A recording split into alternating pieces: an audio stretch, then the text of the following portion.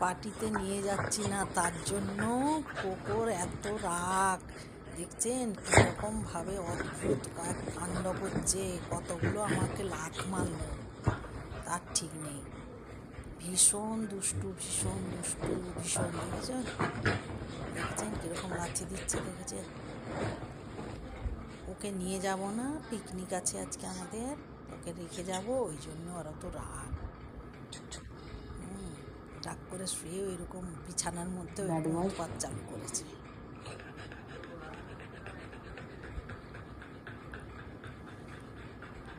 দেখুন কিভাবে বসে আছে, যেন